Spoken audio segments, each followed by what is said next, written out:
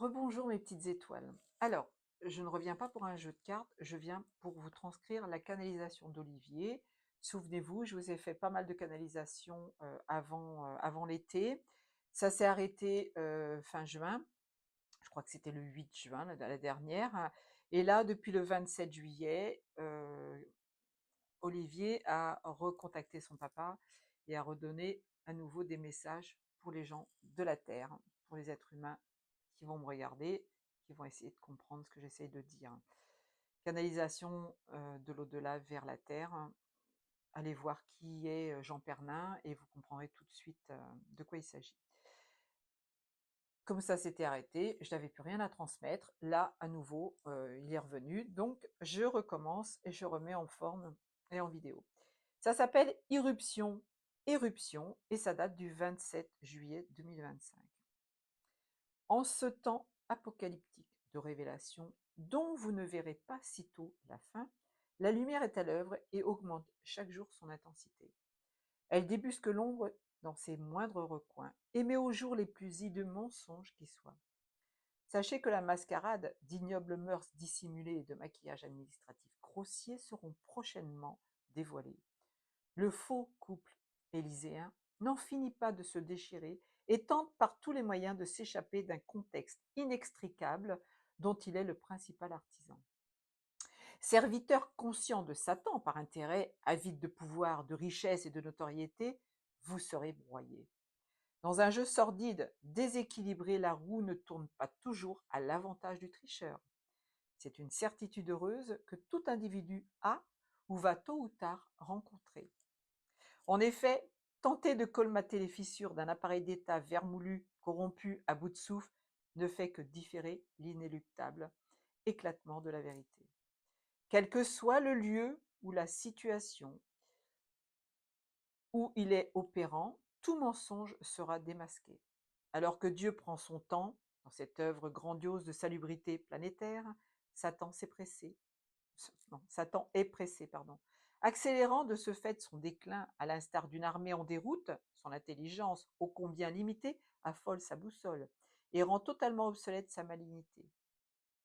Ainsi que mes amis et moi l'avons maintes fois souligné, tout porteur de vraie lumière doit demeurer confiant et ne jamais perdre la foi. Dans l'au-delà, et ici-bas, c'est une guerre eschatologique qui se livre les forces antagonistes, promoteurs du mensonge ou de la vérité. Il est vrai que l'attrait de la fausseté et de ses avantages matériels inhérents attire et piège bon nombre d'humains en mal de repère. Le miroir aux alouettes brille de mille feux, et Satan se réjouit de ses prises quotidiennes. Malheur à celui dont le signal d'alarme de l'âme n'aura pas retenti.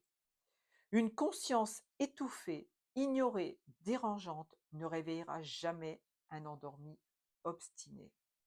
Aux abois, le pouvoir continue d'assassiner sans vergogne ses opposants. De supposés suicides récents n'en sont pas. Il est important pour les gouvernements dégénérés, auteurs d'insupportables crimes, d'éteindre par tous les moyens un incendie naissant et menaçant. Ils musellent par le chantage ou la menace, à peine voilés, d'infatigables chercheurs de vérité. Peine perdue, le convoi divin de l'assainissement psychique et de la fausse matière est lancé à toute allure. Son infatigable conducteur n'est autre que le plus fidèle d'entre les fidèles au Père Christ et Maître Jésus. Si vous ne l'avez pas fait, installez-vous sans tarder sur les luxueux sièges de ce lumineux train et prenez part sans aucun état d'âme, ni crainte d'aucune sorte à l'avènement du vrai. Assécher durablement le mensonge est responsable du déclin de l'humanité demeure votre priorité. Nous ne cesserons jamais de vous le répéter. Votre grande récompense dans les cieux, mais déjà ici-bas, est à ce prix. Vos frères et vos sœurs qui n'ont rien fait ou si peu dans le dessein de Dieu sont dépités et parfois durablement meurtris d'avoir trahi leur géniteur ou de l'avoir été. C'est la raison pour laquelle notre démarche d'amour est de vous avertir, de vous mettre en garde et d'éviter d'autant faire que se peut les faux pas. Heureux sera celui qui ne restera pas insensible à l'enseignement du maître et mettra en pratique des concepts dont il n'aura pas toujours compris la portée.